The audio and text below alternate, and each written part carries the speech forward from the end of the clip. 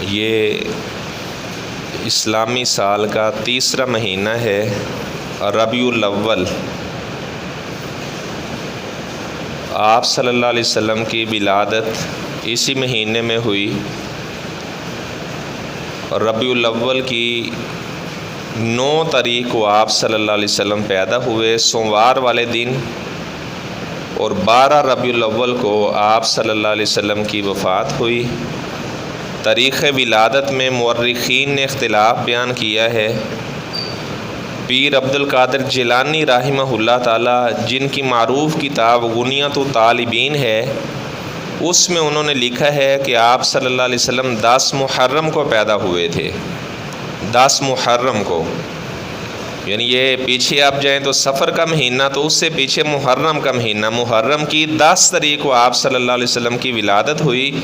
یہ شیخ عبد القادر جیلانی رحمہ اللہ تعالی نے، جو حنبلی ایک عالم تھے، یعنی امام احمد بن حنبل رحمہ اللہ کی فقہ کی جانب اپنے آپ کی وہ نسبت کرنے والے تھے، اور حنبلی علماء میں سے شیخ عبد القادر جیلانی رحمہ اللہ تعالی گزرے ہیں۔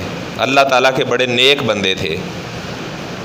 احمد رضا خان بریلوی، انہوں نے آپ صلی اللہ علیہ وسلم کی ولادت فتاوی رضویہ جو ان کا فتاوی ہے، اس میں انہوں نے لکھا ہے کہ آپ صلی اللہ علیہ وسلم 8 ربیع الاول کو پیدا ہوئے ہیں۔ احمد رضا خان بریلوی، یہ ہمارے جو بریلوی بھائی ہیں انہی کی طرف اپنی نسبت کرتے ہیں۔ انہوں نے آپ صلی اللہ علیہ وسلم کی ولادت 8 ربیع الاول لکھی ہے فتاوی رضویہ میں۔ تو بہرحال اس میں اختلاف ہے، اور آپ صلی اللہ علیہ وسلم کے بارے میں اللہ تعالیٰ فرماتے ہیں، سورۃ انبیاء کی آیت ہے، وَمَا أَرْسَلْنَاكَ، اور نہیں ہم نے بھیجا آپ کو إِلَّا رَحْمَةً لِّلْعَالَمِينَ، مگر جہان والوں پہ رحمت کرتے ہوئے۔ اللہ تعالیٰ نے جہان والوں پہ رحمت کی، اور آپ صلی اللہ علیہ وسلم کو اللہ تعالیٰ نے مبعوث کیا۔ یہ گرامر کے لحاظ سے اس کا ترجمہ میں نے کیا ہے، ویسے عام تو اس کا ترجمہ آپ نے اور سنا ہے، اور نہیں ہم نے بھیجا آپ کو مگر رحمت بنا کر تمام جہان والوں کے لیے۔ آپ صلی اللہ علیہ وسلم تمام جہان والوں کے لیے رحمت بن کر آئے تھے۔ لیکن جو گرامر کے اعتبار سے آیت کا ترجمہ ہے، جو میں آپ کو سنا چکا ہوں، اور نہیں ہم نے بھیجا آپ کو مگر رحمت کرتے ہوئے جہان والوں پر، اس کو عربی زبان میں مفعول لہو کہا جاتا ہے۔ تو بہرحال آپ صلی اللہ علیہ وسلم کی رحمت بھی تمام جہان والوں کے لیے تھی۔ آپ نے فرمایا کہ میں نماز پڑھاتا ہوں تو چھوٹے بچے کے رونے کی آواز آتی ہے، تو میں یہ سمجھتا ہوں کہ اس کی والدہ اب وہ اس بچے کی وجہ سے پریشان ہوگی، میرا ارادہ ہوتا ہے نماز لمبی پڑھانے کا، تو بچے کی وجہ سے میں نماز کو مختصر کر دیتا ہوں، تاکہ اس کی ماں جو ہے، ماں کو بچے کی وجہ سے پریشانی نہ ہو۔ اور سورۃ توبہ میں اللہ تعالیٰ فرماتے ہیں، لَقَدْ جَاءَكُمْ رَسُولٌ مِّنْ أَنفُسِكُمْ عَزِيزٌ عَلَيْهِ مَا عَنِتُّمْ حَرِيصٌ عَلَيْكُمْ۔ اللہ تعالیٰ فرماتے ہیں تمہاری طرف ایسا رسول ہم نے مبعوث کیا ہے، اگر امت کو کوئی پریشانی آتی ہے تو ان کا پیغمبر پریشان ہو جاتا ہے۔ آپ صلی اللہ علیہ وسلم نے اپنی امت کی پریشانی کو برداشت نہیں کیا۔ اللہ تعالیٰ فرماتے ہیں عَزِيزٌ عَلَيْهِ مَا عَنِتُّمْ۔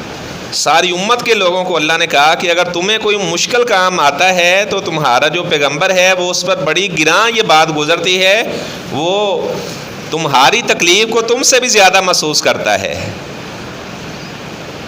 تو آپ صلی اللہ علیہ وسلم کو اللہ تبارک و تعالیٰ نے آخری نبی بنا کر مبعوث کیا۔ آپ نے فرمایا کہ اللہ تعالیٰ نے نبوت کی جو مثال ایک محال کے ساتھ آپ صلی اللہ علیہ وسلم نے تشبیہ بیان کی۔ آپ نے فرمایا کہ اللہ نے مجھے ایک محال دکھایا۔ آپ نے فرمایا کہ وہ محال بہت خوبصورت تھا، ساری اینٹیں لگ چکی تھی، لیکن ایک اینٹ کی جگہ خالی تھی۔ تو صحابہ نے فرمایا، پھر اللہ کے رسول صلی اللہ علیہ وسلم آپ نے فرمایا، وَأَنَا مَوْضِعُ تِلْكَ اللَّابِنَا، اس نبوت والے محال کی جو آخری اینٹ تھی، اللہ تعالیٰ نے وہ آخری اینٹ بنا کر مجھے اس محال میں لگا دی، اور محال کو اللہ نے مکمل کر دیا ہے۔ یعنی نبوت کا محال آپ صلی اللہ علیہ وسلم کے آنے سے نبوت کا سلسلہ اللہ تبارک و تعالیٰ نے بند کر دیا۔ آپ نے فرمایا انا خاتم النبیین، میں خاتم النبیین ہوں۔ اس کی وضاحت آپ نے خود ہی بیان فرمائی، لا نبی بعدی، خاتم کا معنی میرے بعد کوئی نیا نبی نہیں آئے گا۔ اور آپ نے یہ پیشین گوئی دے دی. آپ نے فرمایا قیامت سے پہلے 30 جھوٹے لوگ آئیں گے, ہر کوئی ان میں سے دعویٰ کرے گا کہ میں اللہ کا نبی ہوں. آپ نے فرمایا کہ میں خاتم النبیون ہوں, میرے بعد اللہ نے کسی کو نبی نہیں بنایا. اور آپ نے فرمایا کہ میرا ایک نام عاقب بھی ہے, اور عاقب کا معنی ہے بعد میں آنے والا, جس کے بعد کوئی نبی نہ آئے. آپ سے پہلے انبیاء رسل گزر چکے, اور آپ صلی اللہ علیہ وسلم آخری اللہ تعالیٰ کے نبی بن کر آئے. آپ صلی اللہ علیہ وسلم کی آمد سے پہلے جو عرب کا معاشرہ تھا وہ جہالت اور طریقیوں میں ڈوبا ہوا تھا. دین ابراہیمی میں بہت سی بدعات کو انہوں نے یاد کر لیا تھا. وہ جو قریش کے لوگ جب حج کرتے تو وہ عرفات کے میدان میں نہیں جاتے تھے. وہ کہتے نانو ہومس, ہم بہادر قوم ہیں, ہم عرفات سے واپس مزدلفے میں آنے والا جو معاملہ یہ نہیں ہم کریں گے. تو اللہ تعالیٰ نے فرمایا ثم افیضوا من حیث افاض الناس, باقی لوگ جہاں عرفات جاتے ہیں بعد میں مزدلفہ آتے ہیں تو آپ بھی اس طرح کیا کرو. وہ حدود حرم سے باہر نہیں جاتے تھے. یہ بھی دین ابراہیمی میں انہوں نے بدعت ایجاد کر رکھی تھی. اور وہ کہتے کہ جو آدمی باہر سے حج کرنے کے لیے آئے گا, اگر وہ ساتھ کھانا وغیرہ لے کر آتا ہے, اس کا کھانا ہمارے لیے حرام ہے, ہم اس کھانے کو نہیں کھا سکتے. ایسی خام خواہ کی پابندیاں اپنے اوپر لگائی ہوئی تھی انہوں نے. اور اللہ تعالیٰ سورۃ مائدہ میں فرماتے ہیں ما جعل اللہ من بحیرۃ ولا صائبۃ ولا وسیلۃ ولا حام ولکن الذین کفروا یفترون علی اللہ الکاذب. انہوں نے اپنی جانب سے جانور بنا رکھے تھے, بحیرہ, صائبہ, وسیلہ اور حام. صائبہ اس اونٹنی کو کہا جاتا تھا جس سے 10 مادہ بچے پیدا ہو جاتے. جب اس سے 10 بچے پیدا ہو جاتے, درمیان میں کوئی نر نہ پیدا ہوتا, 10 مادہ بچے پیدا ہوتے, اسے وہ بتوں کے نام پر چھوڑ دیتے. کہتے کہ اب ہم اس کا گوشت نہیں کھا سکتے, اس کا کان بھی چیر دیتے. کہتے کہ مہمان کوئی آئے گا تو وہ اس کا دودھ وغیرہ پی سکتا ہے, اس کے لیے ہم اسے ذبح کر سکتے ہیں مہمان کے لیے, وگرنہ ہمارے لیے اس کا دودھ پینا یہ حرام ہے. اور جو صائبہ کا بچہ ہوتا اس کا نام انہوں نے بحیرہ رکھا ہوا تھا, وہ بھی بتوں کے نام چھوڑ دیتے تھے. اور وسیلہ اس بکری کو کہا جاتا تھا جس سے 10 مادہ بچے پیدا ہو جاتے, اور وہ بکری ایک وقت میں 2 بچے دیتی, یعنی 5 دفعہ بکری نے 10 بچے دیے ہیں. وہ کہتے کہ آپ یہ جو بکری ہے لہذا اسے بتوں کے نام پر ہم نے چھوڑ دیا. کان بھی اس کا چیر دیتے, اور اس کا گوشت وغیرہ اور دودھ اس کا استعمال نہیں کرتے تھے. اللہ تعالیٰ فرماتے ہیں ہم نے یہ اس طرح کوئی پابندیاں نہیں ان پہ لگائی تھی, اپنی طرف سے یہ زمانہ جاہلیت میں ان لوگوں نے یہ کام ایجاد کیا ہوا تھا. اور ہم اس اونٹ کو کہتے تھے جس کی جفتی سے 10 مادہ بچے پیدا ہو چکے ہیں. جب اس سے 10 مادہ بچے پیدا ہو جاتے, اس کی جفتی سے کوئی نر پیدا نہ ہوتا, اس کو بھی وہ بتوں کے نام پر چھوڑ دیتے, اور اس کا نام انہوں نے حام رکھا ہوا تھا. اور انہوں نے بت بنائے ہوئے تھے, لات, منات, عزا کا بت. لات کا بت وہ طائف میں انہوں نے رکھا ہوا تھا. اور آپ جانتے ہیں کہ لات کا معنی کیا ہے؟ لات کا معنی ہے ستو پلانے والا. وہ لات اللہ کا بڑا نیک بندہ تھا, جو لوگ بھی حج کرنے کے لیے جاتے وہ ان کو ستو گول گول کر پلایا کرتا تھا. اچھا, لات جب فوت ہو گیا, انہوں نے کہا کہ یہ خدمت خلق والا جذبہ ہم میں کم پڑ گیا ہے. پہلے ہم بڑی خدمت کرتے تھے لوگوں کو, اس طرح ہم بھی کھلاتے پلاتے تھے. تو انہوں نے آپس میں مشورہ کیا کہ لات کی یاد کو کیسے تازہ رکھا جائے. لات کی جب تصویر دیکھیں گے نا تو ہمیں یاد آ جائے گا یار یہ لات اس طرح حاجیوں کی خدمت کیا کرتا تھا, اسی طرح پھر ہم دوبارہ ہمارا جذبہ بیدار ہوگا, ہم حاجیوں کی خدمت کیا کریں گے. انہوں نے لات کی تصویر بنا کر اپنے ادھر لگا لی طائف کے اندر. اور ایک عزا کا بت تھا, عزا یہ مونس ایک بت تھا, یہ انہوں نے وادی نخلا میں رکھا ہوا تھا. اور عمر بن لوہی یہ پہلا آدمی ہے, عمر بن لوہی یہ پہلا آدمی ہے جو سب سے پہلے وہاں عرب کے اندر بت لے کر آیا. ود, نصر, سوا, یغوس, یعوق یہ جو بت تھے نوح علیہ السلام کی قوم کے لوگوں نے 5 بت بنائے ہوئے تھے. تو وہ جناب عمر بن لوہی سب سے پہلے یہ بت لے کر آیا, اور اس نے گھر گھر بت پہنچا دیے. اس بت کی شکل کو دیکھ کر دوسروں نے بت بنایا, اور اس طرح بت پرستی گھر گھر کے اندر پہنچ گئی. اچھا, یہ بات ذہن میں رکھیں. اب آپ کے ذہن میں آ رہا ہوگا کہ میں نے بتایا کہ مشرکین مکہ حج بھی کیا کرتے تھے. کس کو راضی کرنے کے لیے حج کرتے تھے؟ مشرکین مکہ سے اگر پوچھا جاتا کہ زمین آسمان چاند ستارے کس نے بنائے ہیں، تو اللہ تعالیٰ فرماتے ہیں، وہ آگے سے جواب دیتے اللہ یقولن اللہ، یہ ساری چیزیں اللہ نے بنائی ہے۔ وہ حج بھی کیا کرتے تھے، طواف بھی کیا کرتے تھے، اور کہتے ہم عرفات کے میدان میں نہیں جائیں گے، وہ حدود حرم سے باہر ہے۔ اچھا، لات کی انہوں نے تصویر بنائی۔ اصل میں جتنے لوگ بھی شرک کرتے ہیں، ایسا احمق آدمی ابھی تک دنیا میں کوئی بھی نہیں آیا کہ جو پہاڑ سے ایک پتھر نکالے اور کہے کہ یہ میرا معبود ہے، ایسا کوئی بھی نہیں آیا۔ مشرکین مکہ سے بھی جب کہا جاتا کہ آپ ان بتوں کی عبادت کرتے ہیں، وہ آگے سے جواب دیتے نہیں ما نعبدہم، ہم ان کی عبادت نہیں کرتے، الا لیقربونا الی اللہ زلفیٰ، یہ تو ہمیں اللہ تعالیٰ کے قریب کرنے کا ذریعہ ہے۔ جب ہم ان سے التجا کرتے ہیں تو ان کی روح اللہ کے پاس جاتی ہے، تو وہ اللہ تعالیٰ کو منا لیتی ہے، اس طرح اللہ ہم سے بھی راضی ہو جاتا ہے۔ میں ایک جگہ پہ لیکچر دے رہا تھا، تو وہاں پر میں نے بتایا کہ شرک کا آغاز کیسے ہوا۔ یہ بخاری شریف میں ہے، عبداللہ بن عباس راوی ہے کہ یہ جو قوم نوح کے بت تھے، یہ اللہ تعالیٰ کے بڑے نیک بندے تھے، اللہ کی بڑی عبادت کیا کرتے تھے۔ اچھا، جب وہ فوت ہو گئے تو قوم کے لوگوں نے دیکھا کہ اب پہلے جیسی ہماری عبادت ہی نہیں رہی۔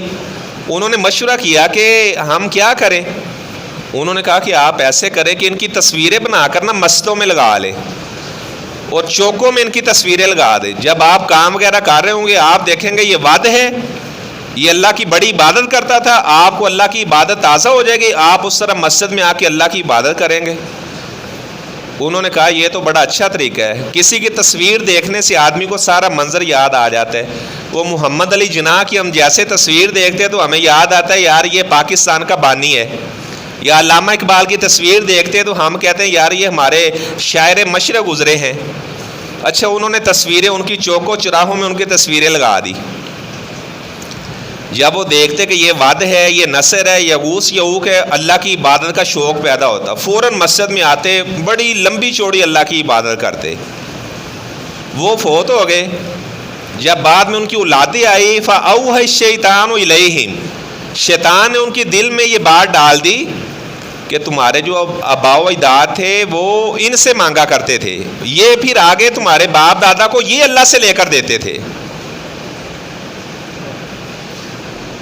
میں پڑھا رہا تھا تو ایک اسٹوڈنٹ نے پیچھے سے ہاتھ کھڑا کیا، وہ بے ساختہ بولا، کہنے لگا جی ہمارے گھر کے ساتھ ایک مزار ہے تو وہاں بھی لوگ یہی کام کر رہے ہوتے ہیں،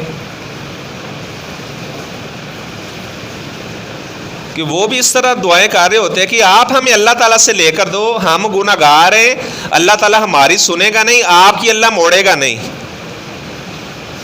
حالانکہ اللہ تعالیٰ فرماتے ہیں کہ میں گنہگاروں کی تلاش میں رہتا ہوں، لوگ نیکوکاروں کو ڈھونڈتے ہیں، میں گنہگاروں کی تلاش میں رہتا ہوں۔ کب میرا بندہ میرے در پر آ کر مجھ سے التجا کرے اور میں اس کی دعا کو قبول کروں اور میں اس کی دعا کو سنوں۔ تو بہرحال مشرکین مکہ نے عجیب و غریب قسم کے وہاں خانہ کعبہ کے اندر بھی 360 بت رکھے ہوئے تھے، آتے اللہ کے گھر میں عبادت کرنے کے لیے اور ان سے کہتے کہ آپ ہمیں اللہ سے لے دو۔ یہ قرآن جیت میں اللہ تعالیٰ فرماتے ہیں، سورہ یونس صاحب پڑھے، وہ آگے سے جب انہیں کہا جاتا آپ شرک کرتے ہو، وہ کہتے ہیں ہؤلاء شفعاؤنا عند اللہ، یہ ہمارے اللہ کے پاس سفارشی ہیں۔ آپ صلی اللہ علیہ وسلم کو اللہ تبارک و تعالیٰ نے مبعوث کیا، آپ کی آمد سے پہلے یہود تھے، مدینہ میں آباد تھے، ایک بنو قینقاع کا قبیلہ، بنو قریظہ اور بنو نذیر کا قبیلہ، اور یہ اپنے آپ کو بڑے پڑھے لکھے سمجھا کرتے تھے اور اللہ تعالیٰ سے دعائیں کیا کرتے تھے، یا اللہ آخری نبی جس کو تو نے مبعوث کرنا ہے، یا اللہ جب تیرا آخری نبی آ جائے گا تو ہم اس کے ساتھ مل کر تیرے راستے میں جہاد کریں گے، اسلام کا بول بالا کریں گے۔ لیکن جب آپ صلی اللہ علیہ وسلم آئے تو آپ صلی اللہ علیہ وسلم کو پہچاننے کے باوجود بھی یہود نے انکار کر دیا۔ وَكَانُوا مِن قَبْلُ يَسْتَفْتِحُونَ عَلَى الَّذِينَ كَفَرُوا فَلَمَّا جَاءَهُم مَّا عَرَفُوا كَفَرُوا بِهِ فَلَعْنَةُ اللَّهِ عَلَى الْكَافِرِينَ۔ اللہ تعالیٰ فرماتے ہیں پہلے دعائیں کیا کرتے تھے، جب میرا نبی آ گیا پہچاننے کے باوجود بھی الحمدللہ پہچاننے کے باوجود بھی کفر کر دیا۔ تو آپ صلی اللہ علیہ وسلم کی ولادت سے قبل 55 دن پہلے ابرہہ کافر کا واقعہ پیش آیا۔ یمن کے اندر اس نے ایک بہت بڑا گرجا تعمیر کیا تھا۔ ایک مسلمان اس نے اس کا جو بناوٹی اس نے جو ایک اللہ کے گھر کی مشابہت کرتے ہوئے وہاں اس نے گرجا بنایا تھا کہ جس طرح لوگ وہاں پر جاتے ہیں بیت اللہ میں جاتے ہیں تو اس طرح یمن میں بھی لوگ اسی طرح آئیں گے. جس طرح آپ نے دیکھا ہوگا یہاں آپ کے پاکستان سندھ کے اندر بھی انہوں نے اس طرح ایک ایسی جگہ بنا رکھی جہاں پر وہ طواف وغیرہ کرتے ہیں اور وہی تلبیہ پڑھ رہے ہوتے ہیں لبیک اللہم لبیک لا شریک لک لبیک. کیسی بات ہے, مشرکین مکہ بھی یہی تلبیہ پڑھا کرتے تھے. مسلم شریف میں یہ حدیث ہے, مشرکین مکہ جب طواف کرتے بیت اللہ کا کہتے اللہم لا شریک لک, یا اللہ تیرا کوئی شریک نہیں ہے, الا شریکن تملکہ, یا اللہ وہ تیرا شریک ہے جسے تو نے خود اختیار دے رکھا ہے. یا اللہ جن جن لوگوں کو تو نے اختیار دے رکھا ہے یا اللہ ہم ان سے التجائیں کرتے ہیں, یا اللہ وہ پھر آپ سے ہمیں لے کر دیتے ہیں. یہ مشرکین مکہ یہ تلبیہ پڑھا کرتے تھے. تو آپ صلی اللہ علیہ وسلم کی آمد سے قبل میں نے بتایا کہ 55 دن پہلے ابرہا یمن میں اس نے گرجا بنایا تو ایک مسلمان نے وہاں پہ پخانہ کر دیا. اسے بڑا غصہ لگا. اس نے کہا کہ مسلمان نے خانہ کعبہ کی وجہ سے ایسے کیا لہٰذا میں خانہ کعبہ کو جڑوں سے اکھیڑ دوں گا. وہ وہاں سے ایک لشکر جرار لے کر خانہ کعبہ پر حملہ کرنے کے لیے آیا. جب وہ مزدلفہ کے قریب وادی محصر میں پہنچا تو وہاں آ کر اس کا ہاتھی بیٹھ گیا. 13 ہاتھی بھی اس کے لشکر میں تھے. جب وہ ہاتھی کو آگے کی جانب اس کو مارتے نیزے مارتے تو وہ دائیں بائیں پیچھے کو بھاگنا شروع کرتا, آگے نہیں جا رہا تھا. گویا کہ زبان حال سے کہہ رہا تھا مجھے اللہ کے گھر کی عظمت سمجھ آ گئی, آپ کو ابھی بھی نہیں آ رہی. تو اللہ تعالیٰ فرماتے ہیں ہم نے پھر ان کے اوپر چھوٹے چھوٹے پرندوں کو بھیج دیا. الم ترى کیف فعل ربک باصحاب الفیل. اللہ تعالیٰ فرماتے ہیں کہ آپ نے جانا نہیں آپ کے رب نے ہاتھی والوں کے ساتھ کیا کیا. اللہ تبارک و تعالیٰ نے ان کے اوپر چھوٹے چھوٹے طیرن ابابیل چھوٹے چھوٹے پرندے اللہ نے بھیج دیے. ان کے پنجوں کے اندر کنکریاں تھیں, اوپر سے جس کو لگتی وہ جناب اسی طرح زمین کے ساتھ مل جاتا. تو آپ صلی اللہ علیہ وسلم کی ولادت سے 55 دن پہلے یہ واقعہ پیش آیا. پھر آپ صلی اللہ علیہ وسلم ربیع الاول کی 9 تاریخ کو راجے قول کے مطابق 9 ربیع الاول کو آپ صلی اللہ علیہ وسلم اس دنیا میں آئے. اور الرحیق المختوم میں شیخ صفی الرحمان مبارک پوری رحمہ اللہ تعالیٰ نے لکھا ہے ہر مسلمان کے گھر میں سیرت کی کتاب ہونی چاہیے. الرحیق المختوم یہ ہند کے عالم تھے صفی الرحمان مبارک پوری رحمہ اللہ تعالیٰ, اور مدینہ یونیورسٹی میں استاذ بھی تھے. وہاں عرب کے اندر ایک مقابلہ ہوا کہ جو آپ صلی اللہ علیہ وسلم کی سیرت پر کتاب لکھے گا اس کو یعنی بہت زیادہ ریالوں کی صورت میں انعام دیا جائے گا. تو وہ ہند کے عالم صفی الرحمان مبارک پوری رحمہ اللہ کی کتاب پوری دنیا میں پہلے نمبر پر آئی. عربی میں تھی تو بعد میں اس کی ٹرانسلیشن بھی ہوئی ہے. الرحیق المختوم اس کا نام ہے. آپ ضرور بھی ضرور خریدیں اور ضرور اس کا مطالعہ کریں. اور ایسے ہی قاضی سلمان منصور پوری رحمہ اللہ تعالیٰ کی کتاب رحمت للعالمین, انہوں نے بھی آپ صلی اللہ علیہ وسلم کی سیرت کے حوالے سے بہت عمدہ انہوں نے تحریر کیا ہے. اور ایسی اور بھی سیرت کی کتابیں ہیں. علامہ شبلی نعمانی رحمہ اللہ کی کتاب ہے. لیکن بہرحال یہ جو کتاب الرحیق المختوم ہے جسے ہم کہتے ہیں نا کہ کوزے میں سمندر کو بند کر دیا ہے, یہ اس کی مثال ہے الرحیق المختوم کی. اس میں انہوں نے لکھا ہے کہ آپ صلی اللہ علیہ وسلم 22 اپریل کو آپ صلی اللہ علیہ وسلم کی ولادت ہوئی. یہ جو انگریزی مہینے ہیں 22 اپریل کو آپ صلی اللہ علیہ وسلم کی ولادت, 9 ربیع الاول کو آپ کی ولادت ہوئی. تو آپ صلی اللہ علیہ وسلم جب پیدا ہوئے تو عرب کے اندر یہ رواج چلتا تھا کہ بچوں کو دیہاتوں کے اندر وہ دودھ پلانے کے لیے عورتیں بھیج دیا کرتی تھی. تو بنو زیب ایک قبیلہ تھا تو وہاں سے عورتیں آئی بچوں کو لینے کے لیے. تو ان عورتوں میں حلیمہ سعدیہ بھی ایک عورت تھی. وہ کہتی ہے کہ جب ہم مکہ میں پہنچی تو وہاں پر پتہ کیا کہ کس کے گھر میں بچہ پیدا ہوا ہے, تو میری ساتھ والی عورتوں نے بچے لے لیے. جیسے آپ صلی اللہ علیہ وسلم کے بارے میں پتہ چلتا بتایا جاتا یہ یتیم بچہ پیدا ہوا ہے, تو ساری دائیاں چھوڑ کر چلی گئی. کسی نے بھی آپ کو قبول نہ کیا. کہتی میں نے بھی قبول نہ کیا, میں نے بھی بڑا بچے کو ڈھونڈنے کی کوشش کی, مجھے کوئی اور بچہ نہ ملا. تو میں نے بعد میں مجبوراً آ کر کہہ دیا کہ چلو یہی بچہ میں لے جاتی ہوں. میرے خامد نے کہا کہ آپ اس طرح کرو یہی بچہ لے لو, ہو سکتا ہے اس میں اللہ تعالیٰ نے بہت برکت رکھی ہو. وہ حلیمہ سعدیہ کا بیان ہے کہ میں نے اس بچے کو یتیم سمجھ کر لے لیا. تو کہتی اللہ کی قسم جو میرے پاس گدی تھی پہلے وہ بڑی لاغر سی گدی تھی، چل نہیں رہی تھی، جیسے ہی میں نے آپ صلی اللہ علیہ وسلم کو پکڑا تو اس نے میری سواری ساری سواریوں سے آگے نکل گئی۔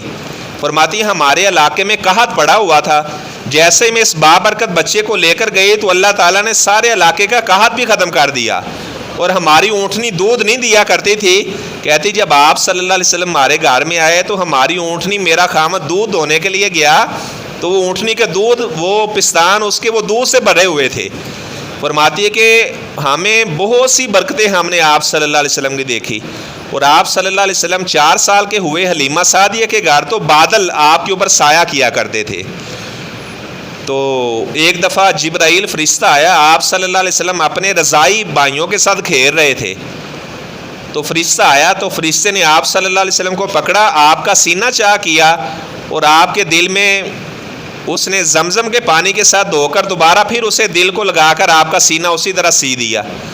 تو چھوٹے بچے آپ صلی اللہ علیہ وسلم کی رضائی والدہ حلیمہ سعدیہ کے پاس گئے اور کہنے لگے کہ وہ جو ہمارے بھائی محمد ہیں صلی اللہ علیہ وسلم، آج ان کے ساتھ اس طرح کا واقعہ پیش آیا ہے۔ حلیمہ سعدیہ کہتی میں نے اس بچے کے بارے میں ڈر محسوس کیا تو میں نے پھر ان کی والدہ آمنہ کے حوالے ان کو کر دیا۔